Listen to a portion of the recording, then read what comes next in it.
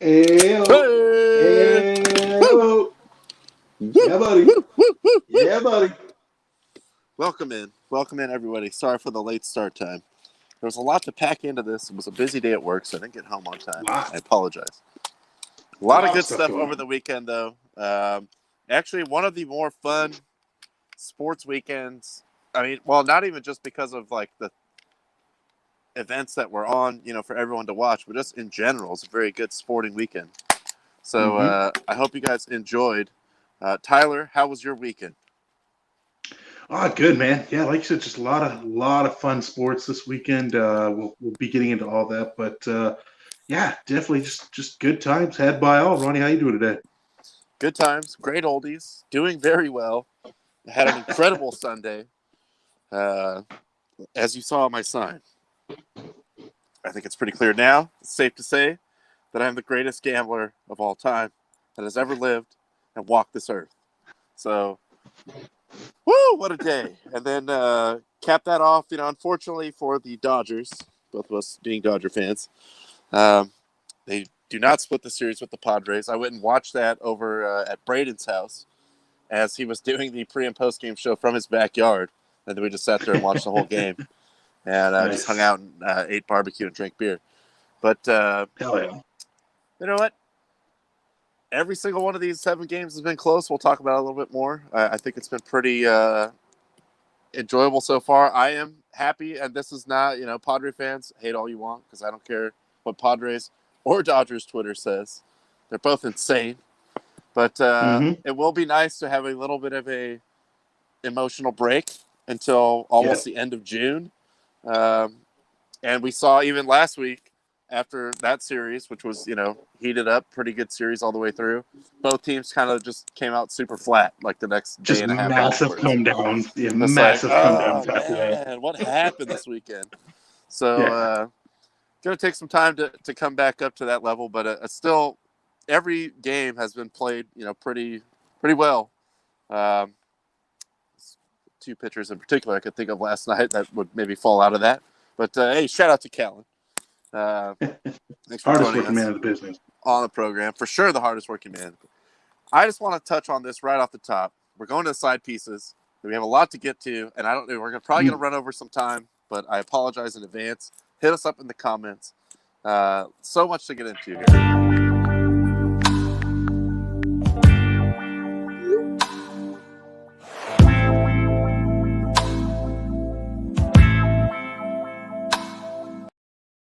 Mm. Boom. Mm. First thing. Speaking of my sporting Sunday, joining us now on the Celebrity Hotline here is the CEO of the program on the Corey's Market and Liquor Celebrity Hotline. Fortunate enough to join this man with a tour of the San Diego Loyal team facility yesterday. CEO, how are we doing this evening? Even better. Also be a future San Diego investor here. Yeah, we're having some connection issues, so I don't know how long I can stay with you unless you get to a better signal. But all right, it's coming back. That's a little bit A little better. better now. A little Looks better. like he's at the hot tub. What do you pack that thing with Epsom salt or something? Yes. Soak those feet? Yeah. Dislocated my knee earlier, so I'm trying to put it back in place, and I'm trying to just get the motion back. Well, it was a fun experience had by all. A quick tour. We saw where Landy Cakes, arose by any other name. We saw where he works. We are officially going to go in on at least like a little mini plan, maybe 5 games in the supporter section. There was a current member of the supporter section there that clued us in on the wristband trick of how to get hammered before the game. So looking forward to that. Definitely need to be Ubering, or probably I'll drive to your house and then we'll Uber from there, or whatever. But we'll see what happens. Yes, but pretty excited. And look, I mean, a big part of soccer is just raging in the stands. Flares are frowned upon in this country for now, but Weak. especially if I'm going to watch some minor league U.S. soccer, then beverages are going to had to be had. So that's just going to happen. But I'm looking forward to it, and I'm glad that they stuck it out. Last year kind of boned them, really. with the pandemic only being their second year. So I am looking forward to it. I know we spoke with some people down there. Good staff going on. They're really trying to build it up. They just moved in their new space. Also had Shake Shack for the first time. Shout out Shake Shack. Very delicious. But looking forward to it. So we will see what becomes of that. But I don't know, Nick, if you want to stay on the program, feel free. But I got to talk about what I really wanted to get to, and that is that I am the greatest of all time. The greatest of all time. What a day. What a day for the bets. I hit my first NASCAR bet and probably my only ever Oscars bet ever, plus 3,000. So when I got that memo this morning, I was kind of worried my bookie would see what he was paying me for and be like, you know what, fool, you're not even allowed to. No, dude, just get out of here. You're betting on NASCAR. You're betting on the Oscars of all things. But Sir Anthony Hopkins and Francis McDormand coming through big. You add those two together, that just equals profit. That's all I know. Take that to the bank. I'm 75% this year on my NASCAR and Oscar picks. Call me right now if you want winners. Will, I hooked you up. I got you. He got in on this Harvick top 5 action. I don't know how much he put on it and how much he won out. Doesn't matter.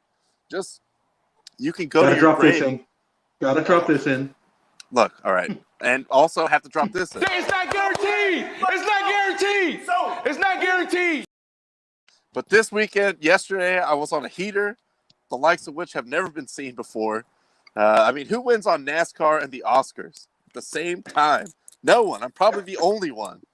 It's kind of like a lonely feeling. It's like being like Bieber. I have all this like fame and status, but I can't really relate to anyone because I'm the only person on earth that would ever even do it. So I will carry the weight of that. But man, what a day. What a day. Even the Dodgers crap in the bed.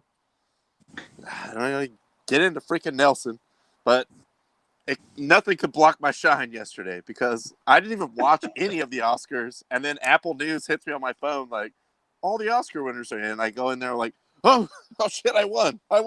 Yes. Yeah, that's when you had sent me those, kind of during the day, showed me your picks. I first of all sent you a link to a gambling addiction website that I think you should probably check out. But I suppose if you're winning, it's not a problem, right? It's all good as long as you're winning. Look, I'll say this: it's only a problem if you can't afford it. Exactly. Great man once said that. Look, betting on McDormand, that's smart because unless she's going up against Meryl Streep, she's going to win every time. I mean, I think that's just proven.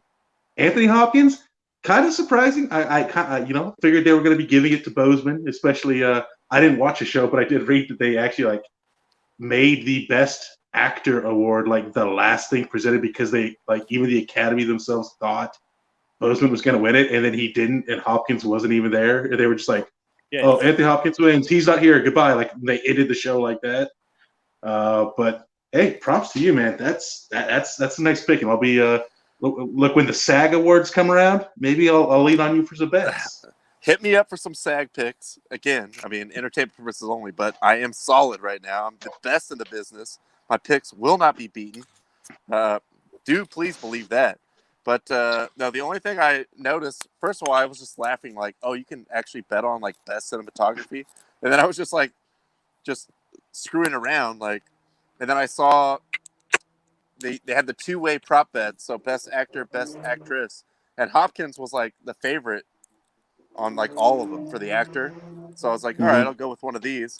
And I didn't see any of these movies at all. At all. So I saw plus 3,000, him and McDormand. I heard some maybe months back on a podcast or something. She might win again. Might win another Oscar. So I was like, dude, I'll put 5 on it. It's like if Daniel Day-Lewis is nominated, go with McDormand if she's nominated every time, unless Meryl Streep is. There will be blood. Streep wins it. There will be blood. Meryl Streep and Daniel Day-Lewis are the 2 guarantees. McDormand is that next tier of okay, if Streep's not in it, she's gonna win it. Man, what a day! I'm still, my head is spinning. It was fantastic. It's impressive. It's impressive. there was no way, even yes, it was very disappointing being there at Padres Central over at Braden's house where I watched a Padre game. But, it was fine. It was fine. Because meanwhile, I got all this money in my pocket. I'm just going to throw it back on more freakish bets. I've already laid down a bet on the World Surfing League. So, that's right. That's right. plus 8,800, by the way. Hit me up for your any surfing picks. 1-900. Thought you were going to go with John, but you went elsewhere. You zigged. It's a strong name. But you gotta. The true pros, we go with our gut. That's what we do. Go with the gut. Nope. So I had to. We'll see what happens with that. But speaking of NASCAR, though, let's touch on that. We did have Talladega, the first time this year. They get back to the big track, which yes, did lead to a couple huge wrecks, as it is wont to do. I'm out of here. All right. I'm going to the hospital. All right. CEO's checking in, going to the hospital. Also, I do know a fine medical facility that you might want to check out if you want to save a little money. Check out Chew Dental Lab. That's going to be 619-708-2045. Chew Dental Lab. We will do what the others won't. Mostly we do, auto body work, but sometimes human organs. So check them out. And thank you, CEO. We will check back in with you a little bit later. Yes. Thank you, guys. Go take care, man. Get that thing right. Ice that up. What you get that cotton to press? Ice up, son. Ice up. But yes, swerving back to NASCAR. Man, I was almost 100% yesterday because I had. I was telling you, I'm getting weird with the bets. So I had any Hendrick Motorsports teammate to win, and old Billy Byron, man, he made a charge at the end. He tried. I thought he had no chance at all. No chance at all. He's what, ninth in the lineup when they were going green, white, checkered, like ninth with one lap left. Like, didn't look good. Surged up there and he got blocked out. But Keselowski, I believe, was the one that got it, correct? Yeah, right. Keselowski got the win, correct. Did get the win. No, you are correct. But as we know, Harvick got that top 5, got me my cheddar. Keselowski got the win after Matt DiBenedetto shit the bed by being out in front and then for some weird reason going to the top line on the restart. That just seemed like a guy that maybe was a little too close to the sun. Like, this is actually going to happen. He had the strongest car that I could see, even out in front, where you don't. He was in first on the he was in first on the last lap restart, and then for whatever reason, when they crossed the line, he just went to the high line. Don't know why. The car was strong. I mean, even with no one in front of you to kind of pull off and swing around, he had that push, and then he took that high line, and it was just like, oh, dude, what are you doing? Like, I'm not really invested, but yeah, I like to see the California guy. I think he's from Grass Valley, so super NorCal. Like that, But he kind of nutted up there at the end. But Harvick coming through in the Busch Dog Brew. That's right, Dog Brew. Yeah. Classic. Put that one straight in the NASCAR Hall of Fame for me personally. But circling back to, this was gnarly. God. This was in the first stage. Joey Logano just totally flipped. And honestly, first of all, I'm happy he's okay. Nobody likes Joey Logano, but I'm not going to, hope he's hurt or anything. Ill upon him. Yeah. And that I wish him no specific harm. But, that's right. And this, I mean, you can see the picture here. Like this, right? Usually this leads to a massive wreck. And honestly, kind of minimal considering how much of a problem this is. A car literally flying through the... It looks like the Days of Thunder thing when they launched cars. They had the spring thing to shoot them up in the air and flip them over. Like, oh my God, what a wreck. But I did have a little video clip there of a couple of the in-car cameras, and this was insane. Kevin Harvick. That's as close as it gets right there. Brad Keselowski looks like he has this missed. He does everything right. He sees it happen. He moves down the apron, gets on the brakes, slows the car down, avoids the wreck. But unfortunately, somebody comes off the bacon and collects him. but no damage to his car. And Bubba Wallace. Yeah, this is the one I like. I mean, you want to talk about in your face. Look at this. This is an automobile coming at you. DoorDash is a sponsor, man. DoorDash me some new underwear. I got a man. Dear Lord. I mean, that's NASCAR. We're not talking about F1 cars here that are all carbon fiber. Like, these are still heavy, heavy cars. So for one to be flying like that at your car, I mean, I don't think the windshield's going to hold that back. If it just comes through, it's coming through. But the Harvick was kind of crazy. The Harvick was kind of crazy because it's like right when he gets like right at the edge of the peripheral, you see it go up. So you'd be like, wait, what? Just airborne. Oh man, yeah, thankfully, like no injuries. You know, Logano got checked out; he's fine. Just wasn't even a major wreck, which is what you expect, especially when it's a restricted plate race. So everybody's like in a huge group the entire race. So yeah, thankfully nothing major happened out of that, other than just seeing a car flipping through the air. You could see the quote, and I heard about it this morning, but I didn't know if it was on the radio or after the fact. It was actually just like, post-race, but Bubba was like, honestly, my underwear are in worse shape than the car. Like, it's fine. Like, because that will just take you out. So, just unbelievable. But shout out Harvick. That's my guy. Getting in there. Getting that top 5. Woo, Billy Byron. Almost, Billy. So close. So close. Oh, Billy. Look, the fact that he made the crazy run that he did on that last lap, like, in a restrictor plate race to move up 8 spaces in one lap is insane. I saw when they were going into the overtime and there was a caution at the end. I was like, I mean, he seems to like surge up.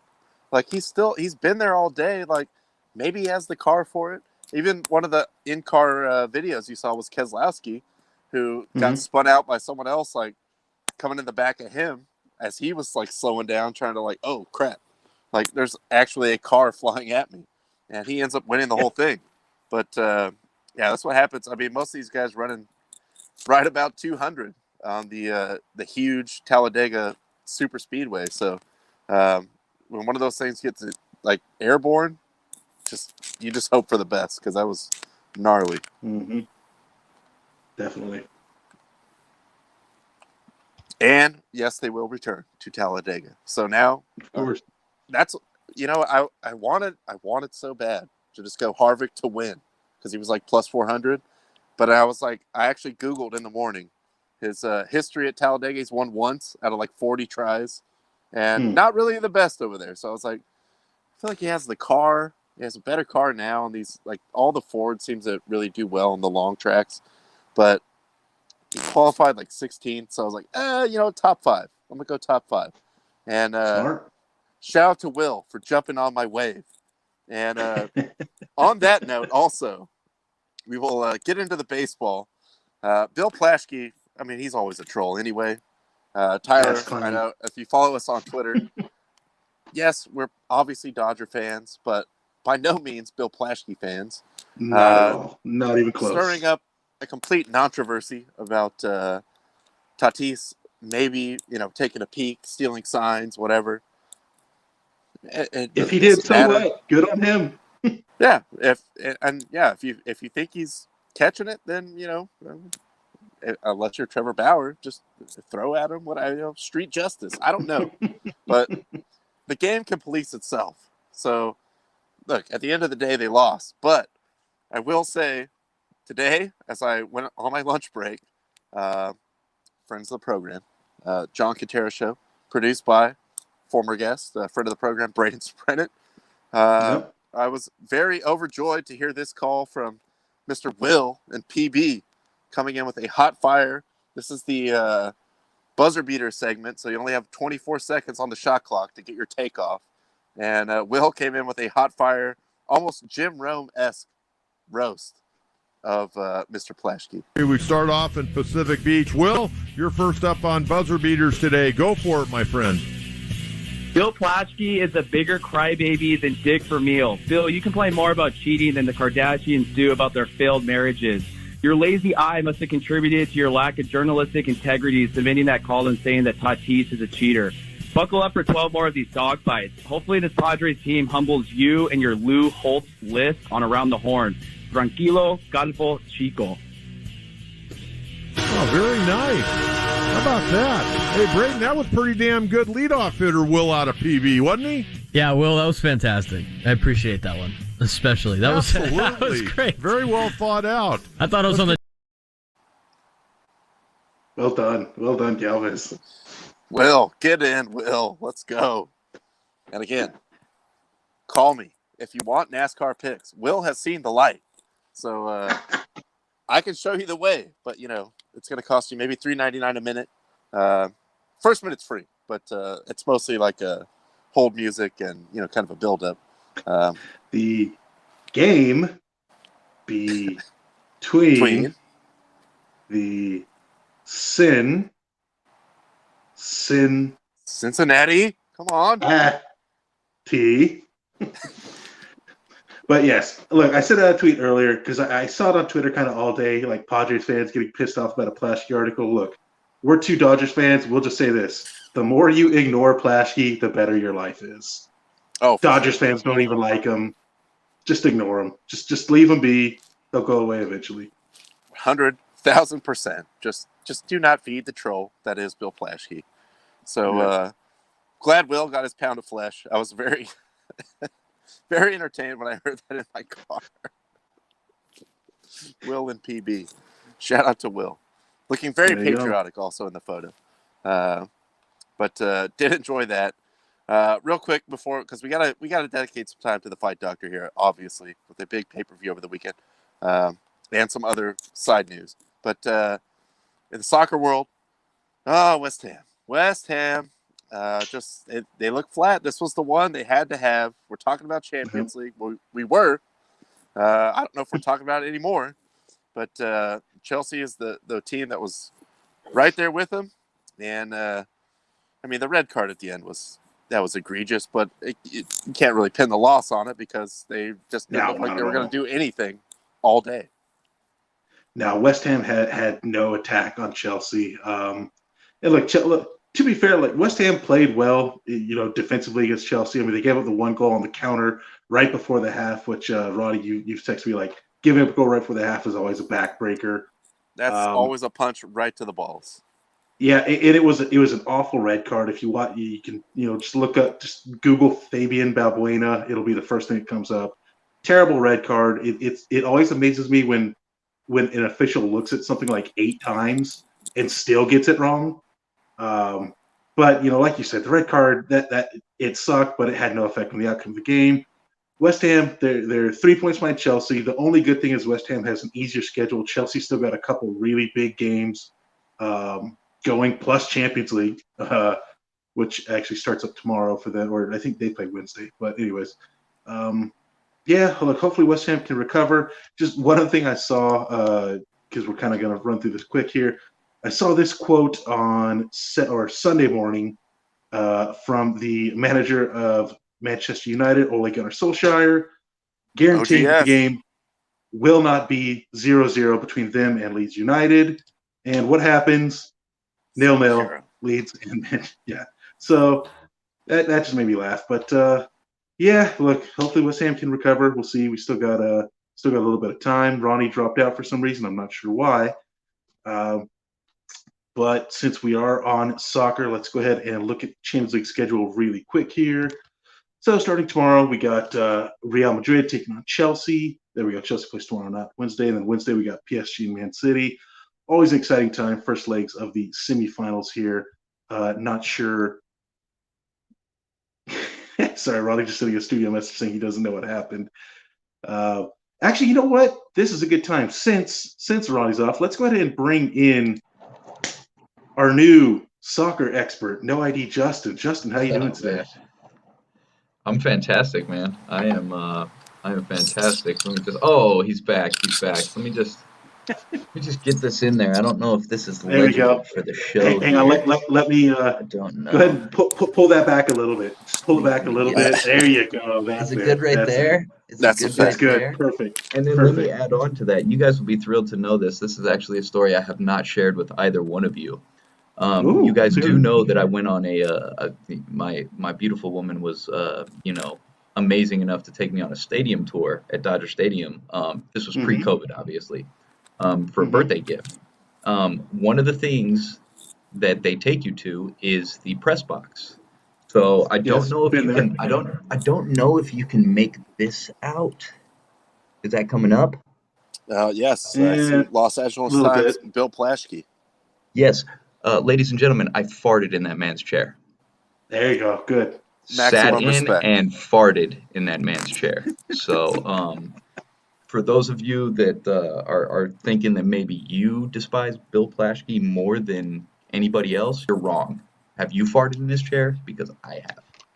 That is a next level move, and I It's I good. don't even have to put entertainment purposes only on that because I feel like, look, the three of us, yes, we're Dodger fans, Padre fans. Look, we're having a great series right now. I get it. You're pissed at Bill Plaschke, but again, we already know better than to care about anything that Bill Plaschke says. So you just Mm-hmm. got to let it go. I mean, Yeah. it's just like, Seriously, Padres fans, I rip you guys all the time. You make shitty rap videos and you put them on Twitter. We've won the division for like a decade straight, and you guys are making rap videos.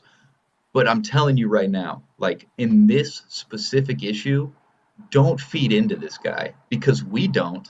So don't you do it. He's trying to just You jump know, on the gotta coattails right let now. it go. Don't let him.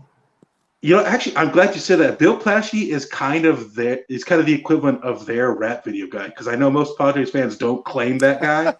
Dodgers fans don't claim Bill Plaschke. So No, he there don't you go. speak for That us. thing. Please, No. please. And one last thing, and actually, Justin, I'm glad you're here to see this because I don't know if you've seen this clip. But as we get out of the soccer, we'll go to the Fight Doctor and Fight Phlebotomist. Thank you for joining us. My man Marco Friedel had a hell of a day. Hell of a 40 seconds in the Werder Bremen Union Berlin game. And there's some context to this. Look, yes, we see soccer players, wailing, falling around on the ground quite often. In this case, it was kind of justified because a man was just having a rough situation going on. Like, it was just like, dude, just stop. On from Gedner. And Andrich hits that off. What a block. And again, it's the same player on the deck. And the referee's given the free kick, but goodness me. I think Marco Friedel it is, who has absolutely caught this. The one after the fact is just really, that's just extracurricular. But Salt in the wound there. my man was putting his body on the line, and he just kept taking shots to the balls, to the face, to the chest at one point. The play was already stopped, and then they just rack him again. Like, that's rough, man. Fucking William Wallace. He died like a G, though. He went out like a freaking G. Ronnie showed me that video before we went on air, and I immediately was like, "Oh my god, it's Scott Sterling!" And then Ronnie showed me this clip. It's like, "Oh fuck! Of course, everybody knows who Scott Sterling It's is." Scott Sterling, man. Look, someone has to fall. Unfortunately, it was this guy. But that's just look. We move on next week. It was a rough day at the office, but prayers go out to him and his maybe future children. I don't know, because that first one was straight in the bag.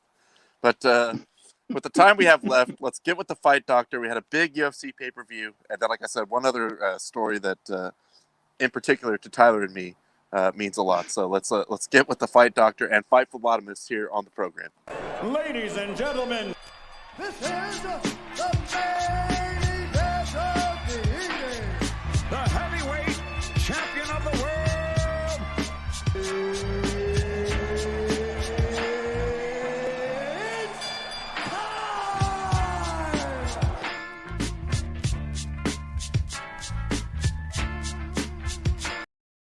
Sorry, I'm still laughing at the third one. The third one was totally excessive. Bro, just kick it out of bounds. Like, God, what a day. But anyway, we move on to UFC 261 over the weekend. Several title fights here. An entertaining card. A lot of interesting things. I mean, as far as the main event, yes, and also some injuries. One in particular that we saw. But Fight Doctor, Fight Phlebotomist, talk us through this. What were we seeing over the weekend here?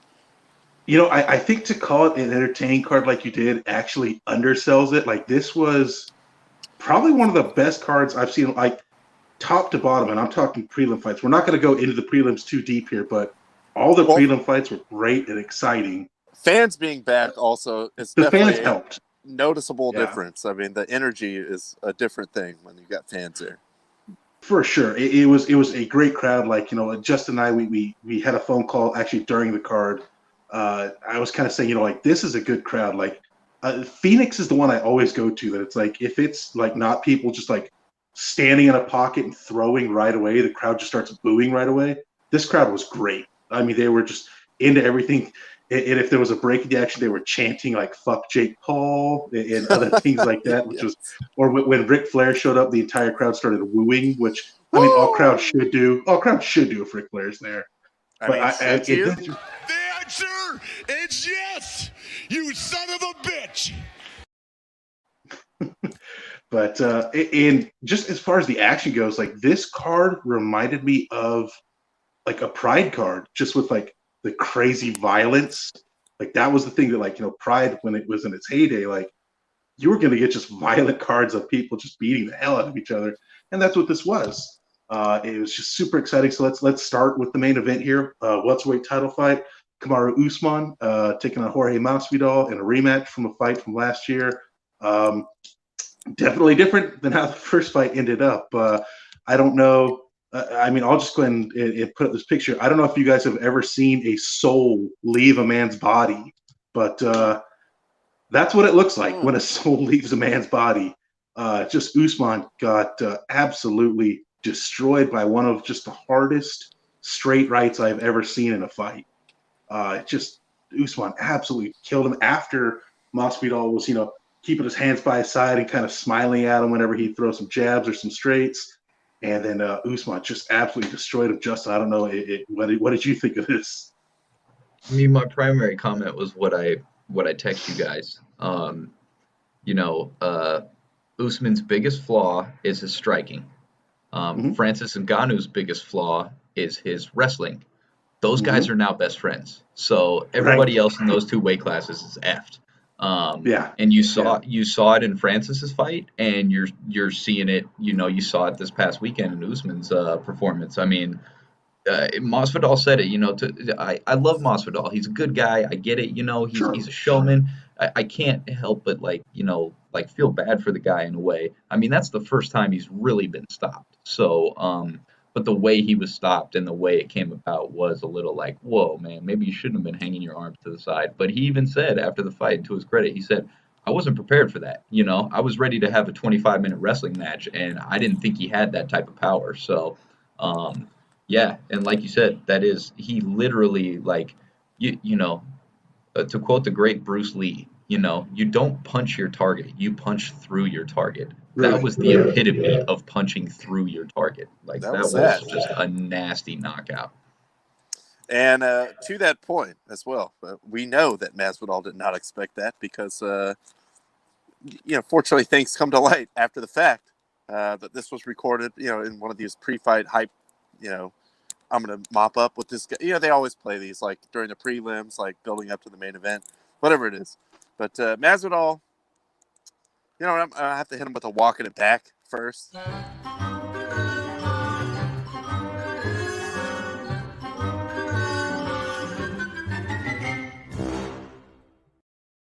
Because this is definitely one that he would certainly like to walk back. He hits not hard at all. He's one of the softest hitters I've ever been in front of, period. Squeeze that hook. Yep. God didn't bless him with that manliness, where he could hurt another man with his fist. And it must suck to live that life. And of all the superlatives...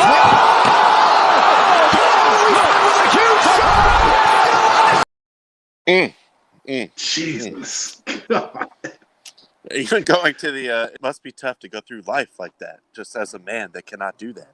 That might be, forget a walking it back, that you might have to ask that full Masvidal for that. Technology permitting, which is not permitting, but yes, he gets an honorary ass. So just take that, assume the ass. You know, you can't assume the double play. In this case, you can assume the ass. If I had it, he would be getting assed right now. You see how red his head is? Yes, Becca coming in. That was an absolute knockout. Woo! Quite a knockout. Let's just say that. Well, let's go from one quite a knockout to another quite a knockout. Co-main event, women's strawweight. This is one that that Justin called on the show Friday. Thug Rose getting her title back, knocking out Zhang Weili with just a beautiful head kick. You know, the way she set it up, and you could even see Weili thought she was going to go with that body kick. She drops her hands, and all of a sudden, bam, gets nailed right across the side of the head. She was out. Like, there's no question she was out. Zhang questioned it after the fight. I know we texted a little bit about that. But, I mean, it was clear. It was a great stop. She was out. Loved the multiple shots of all the announcers just losing their mind when Rose hit that kick. You know, I need to get a still photo of just any one of those. It's Joe reaching out, grabbing both guys' chest. Yeah, exactly. But it's awesome. I mean, look, Rose. It's impossible not to like her. It's crazy because like when you see her talk, she is so like quiet. She almost seems like scared to be out there, but she will fuck you up inside that ring. And she did it to Weili. I mean, I don't know if Weili's going to get a rematch either way because that strawweight division is so stacked. But man, big shout out to Rose for winning that one. Yeah, not much to add. I you know, like it was impressive, you know. And I know we talked about it too, you know, like it was something that was one of those where it was like a coin flip, you know, like you know, either one of them, because as you said, that's like a 4-lane highway, that division right there. It's pretty much, you know, like it's passing its way around 4 corners at this point. So it was a really fun fight, and it did suck that, you know, Zhang didn't really realize, you know, she was really upset with the ref, I know, after the fact, but like, look, you know, more often than not, we're like, why didn't that ref stop it? You know, so you know, she was out. She was out on her feet. She was out on the ground. She was out and took 3 more punches, and then she kind of started to come to. So yeah, it's a tough way to lose, man. So but you know, again, and that was just, you know, the second leg. And just to put it in perspective for how great this card was, there wasn't a judge's decision, right? It was not a single judge's decision. Not on the main card. On the prelims, there were 3 or 4, but all of them were fantastic fights. Oh yeah, I mean, me and you commented on, I believe, the second one or something. We were talking a little bit about, you know, there were some really good fights, but yeah, no judges were not involved in the main card. That's how good this card was. Yeah, I thought it was really funny because we had just gotten off the phone when this fight was starting, and we were both just saying like, look, this could go either way, blah blah blah. And like as soon as we hang up, you look up and Rose throws a head kick and knocks out. We both text each other right away, like, okay, didn't see that coming. But yeah, that was just awesome performance by Rose. Definitely look forward to see what that division holds. Next fight down was the women's flyweight championship. No surprise in this one, Shevchenko just absolutely murdered Jessica Andrade. Kind of the experts thought going in was, you know, maybe Andrade could wrestle her, try to get a win that way. Turns out, no, Shevchenko actually did the wrestling, took Andrade down multiple times, stuffed multiple takedowns, finally got on the ground, got her in the crucifix hold, and just threw some elbows until the ref finally called it. I mean, look, there's nobody in that division for Shevchenko. Literally the only fighter, I think, in the women's division for her is Amanda Nunes, who she's already fought and lost to twice. But you know what? It's the only competition either one of those got. So if they want to make that fight a third time, I'm in. Because what else are you going to do? Yeah, female Jan Blachowicz is killing everybody else. So let's go ahead and just figure this out and do a trilogy here. So yeah, not much to add on that. You know, this was expected. We both talked about it last week. She's damn near unstoppable other than one other female. So it's like that's just the way it is right now. And yeah, go ahead and lead into that next one, man. You take all the time you need. So next fight on the card was, of course, a middleweight fight between Uriah Hall and Chris Weidman. If we have the heat map there, Ronnie, I think we do like the heat map on this program, as we have come to call it. Thank you, ESPN, for putting these. You know, obviously you can see there Masvidal's head look a little spicy right there, a little hot Cheeto. Yeah. We all saw what happened to him, but I had to come up with my own heat map for this one because it was so short. The only way I could really accurately describe it through the heat map concept is, pretty much like that. So that's how he's looking these days. You guys have no idea how bad I actually felt after this happened. I mean, it was the first strike thrown in the fight, 17 seconds in. Weidman throws a kick. Uriah Hall checks it, and Weidman's leg breaks. And I felt so bad because on Friday, in previewing this, I brought up that when Ron and I went and saw him fight Silva, and he did the same thing to Silva's leg.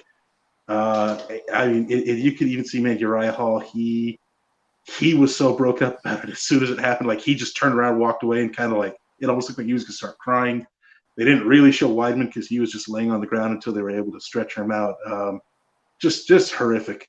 Just absolutely horrific. And really unfortunate for Weidman. You know, he's 36. He's had quite a few fights. It's going to be tough to come back from this. You know, definitely this was the one prediction Justin got wrong, and it was because of a freak accident. And what I will say, too, is in cases like this, I mean, if it's two guys or two girls going in to, like, this is like, all right, this person could kill me. Like, you got to protect yourself. Like, the adrenaline is pumping. But when it happens right at the beginning like that, yes, you could see why it could even be like Hall doesn't want to be around it. Like, oh my God, like what? Like, that's just a freak injury thing. That's just like upsetting for everyone. Just like, it wasn't like they fought 4 rounds and it was like, oh man, I think he broke his arm. You know, it was just like clear from the second it happened. It was just like, oh God, like it turned your stomach up a little bit. So I could see, you know, he's dealing with it. Like, their camera wasn't even showing him on pay-per-view because it was just like, it's kind of gruesome. And for the record, he was leading on the judge's scorecard. He had landed a strike, so he was leading on the judge's scorecard. You see it right there. Yeah. You see it right there. Yeah. But and just kind of bizarrely, like a full circle thing, like Tyler was saying, we saw the same kind of freakish thing happen to Silva against the same guy, and just. Yeah, checking leg kicks sometimes. Things happen, unfortunately, that. It's almost like Anderson Silva passed that juju to him. Like, as his leg wrapped around Weidman's, it latched onto Weidman's leg, and it's just been laying dormant and waiting for its opportunity to strike again. So if I'm Hall, I'm retired right now. I don't fight again. I never throw another leg kick. And ironically, it was, like I said on Friday, when Hall was on The Ultimate Fighter, just with his performances, people were saying, like, this is the next Anderson Silva. So, yeah, it is a crazy weird sense of irony that this happened against the guy that was pegged to be the next Anderson Silva. But just really unfortunate. I know we talked about a little bit before the show that there's kind of, you know, some people going around saying they should, you know, ban leg kicks from MMA, which I think is ridiculous. I mean, look. This has been around for the UFC itself has been around for what, 26, 27, 28 years, something like that. They've had 3 of these happen. You know, I mean, look, it's super unfortunate, but come on, guys, like let's take it easy. And I know people will use the argument that we'll talk about the next fight because something else happened with leg kicks in that one. But I just think, like, come on, guys, it's freak shit that happens. Yeah, and I mean, really, as far as I know, Tyler and I, and even Justin, I mean, we all love boxing as well. But for me, as far as like I mean, you could see UFC has like clearly overtaken boxing because of all the shit that goes on. Boxing's still a great sport, but it's just run by a bunch of idiots, and it's insane, and it's like ridiculous. Like, oh, well, this guy's the champion here, but he's not the champion. Like, all the stuff that goes on, the judging, whatever. The real charm for me of UFC is that there can be so many different styles, and then it just gets together one-on-one, like great wrestler versus great boxer. Like, that's what makes it like really interesting. And the fact that it's like, you know, pretty much you can kick, you can punch, you can take down, you know, whatever it is. So things like this are going to happen, but it sucks. But I don't think that's something, and I doubt, you know, there's any real like consideration of, oh, we got to ban leg kicks or anything like that. But it's just unfortunate, like when it's so visible when this happens, like, oh, that's, you know, can't do anything like this ever again. I think that's just taken away from like what the soul of that sport really is. Like that, they always say styles make fights in whatever kind of combat sports, and UFC, MMA in general is the ultimate example of that. So I don't think you can really take that out of it. It's just these things do occasionally happen, and it's kind of tough to look at. Yeah, and like I said, look, we'll go ahead and run down the last fight on the main card here again. So it opened with a light heavyweight fight between Anthony Smith and Jimmy Crute. This fight ended up being stopped by the doctor between rounds. Anthony Smith threw a kick to Crute's leg. I don't know if it hit a nerve, a tendon, just something where Crute's leg was dead. It reminded me of that old video online of when just some random guy off the street let Kimbo punch him in the leg and his leg just died for 3 minutes. That's what happened to Crute here. He took a leg kick, it just hit a nerve or something, and he couldn't stand on it. Doctor came in between rounds and said, you can't, you're rolling over your ankle just trying to walk back to the corner. We're not going to let this happen. So they called it. Again, unfortunately, that was a pretty fun fight up until then. But again, those things just happen. I think the doctor made the absolute right call because there's no way Crute could defend himself. I think he even said in the post. He even said the post fight, I was just going to try and pull guard until this I could get feeling back in my leg. So again, that was a fun fight up until it stopped. So I will honestly say this: if you can go out of your way to watch this entire card, prelims were awesome. There was not a boring card on the fight. This is a tweet that I had this. He said it afterwards. Is how little actual in-ring time there was in the main event, but don't let that think it was boring or anything. Those were just action. All action. 19 minutes. We'll just call it. We'll round up to 20. 20 minutes of wall-to-wall action, and Joe Rogan freaking out, holding back his broadcast partners. Yeah, Justin, do you got anything else to say about this card here?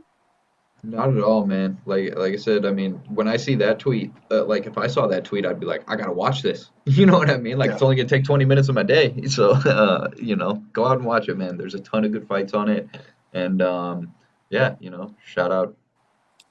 Hopefully Weidman's got Dak Prescott's surgeon. Someone can put that back together. I wish him well. But last thing I want to touch on here in the combat sports, and this was just wildly entertaining. We know Dana has gone on a stormtrooper campaign, allegedly, against his illegal streamers, but he has continually taken L's in that campaign. But Triller, the stunt boxing promotion of record, the fights that nobody wanted to see, but you will see, they doubled down and threw out a lawsuit on all these streaming sites. But as Tyler pointed out, the best one is, all right, Crack Streams. Yeah, I know what that is. MySports.club. These all seem like overseas sites. Mike, an unknown business entity. Mike, they're fucking Mike. Ass. Mike, maybe just unplug your internet right now. Lay low for a while. And also, it's Lil Brandon. I don't know what kind of clout he has, what kind of bankroll he has to fight this legally.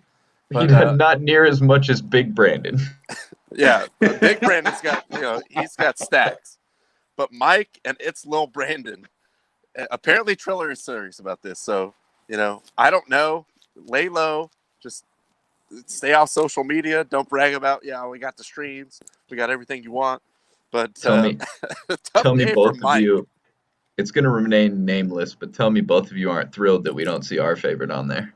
Oh, for sure. I said that to Ron. There's 3 websites I use for various things, and none of them are on there. Well, I only go with what Khabib recommends. So, Russian Link. He's got a guy. We got Russian Link, but that's got to be tough when you're looking at all these websites, and then if you just imagine if you're Mike, you're like, what? An indictment? Oh, hell no! Oh. Burn the laptop. Take it down. Take it all down. Rip it off the walls. Yeah, that dude is pouring bleach all over the floors of his house and just fucking getting out of there. But yeah, shout out to our guy. I think you follow him too. Shout out to Marcus Johns, aka @WeakSauceRadio. He's the one that pointed this out on Twitter earlier. I saw it. I was just dying. I was like, fucking Mike, dude. Mike's always in some shit, man. Great follow, by the way. If you the guy Absolutely knows he his is. boxing like an MFer, man, for sure. Hell yeah, he does.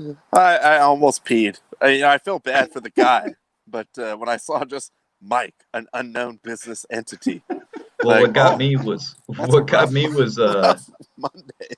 I read the one right after it. Like, I read it back to back. Like, Mike, comma, you're extra. Signed, Lil Brandon. So apparently, yes, Triller, with their stunt fighting, like bullcrap fights that everyone hates, they're more aggressive legally than even Dana White and the Zuffa Empire and all this stuff. But no, they're going after these guys. Pretty ironic because you see the list of people that are suing Triller for that sham of a fight. Yeah, I know. When do I get my money back, dude? It's crap. Hey, Dana, what do you think about Mike? I don't give a fuck. Right. True facts. Thank you, Dana. But I'll justice for Mike. Let him have his day in court. Look, he's doing it for the little guy. All right. If you want to stream, again, there are ways. I'm not going to get into it, but they're bringing the fights to the masses. Mike standing up for the little guy. Mike's doing it for the blue collar guy. Lil Brandon is doing it for the little guy. Yeah, that's true. He's doing it for the little guy.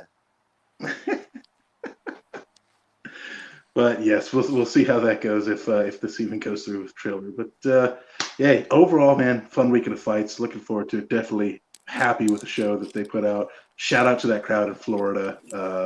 Even though unfortunately it may lead to a possibly future fight with Triller between Jake Paul and Daniel Cormier.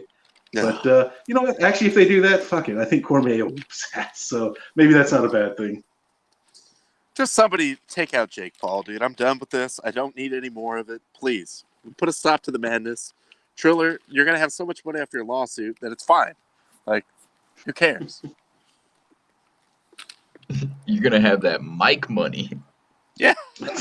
Well, whatever. It's $30. Mike was the guy that made me fake IDs in high school. All right. Don't come after Mike. Let's go for the big fish here, dude. Mike doesn't have it. You're suing Mike for like $1 billion. Like, Mike never carries more than 10 on him at a time. And that's if he just sold some weed to somebody. If he's got it on him, yeah. All right. Well, I think that's pretty much all I had. Ronnie, you got anything else before we get? I know we've gone pretty well over time, but I also don't think there's any show on after. I think we had a little leeway, and I apologize for the late start, but there was a lot of good stuff over the weekend, so I just wanted to give that to you guys.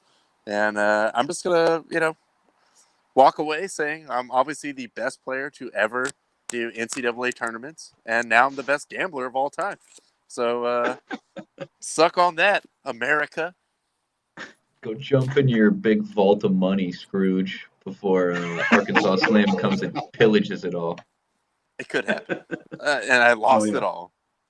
Oh, Arkansas Slim's already on the way, I can tell you that. Oh, I just heard something. Wait, maybe it was a possum. Could have been Arkansas Slim. And his goons hopping over the fence. Well, thank you guys so much for tuning in here on a Monday. We will be back here on Wednesday, probably a slow Wednesday. Who knows? Maybe not. But hey, draft on Thursday. So we'll get into. Oh, there we go. Yeah, we'll get into it more. I know we all did a little talk behind the scenes before the show of the draft, but we'll give our thoughts more on Wednesday. But thank you guys so much for tuning in. Had a great time, Justin. Thank you as always. Glad you could hop on. Always glad to have you here. And yeah, we'll be back on Wednesday. You guys know the drill. Keep firing. At the buzzer, it's good!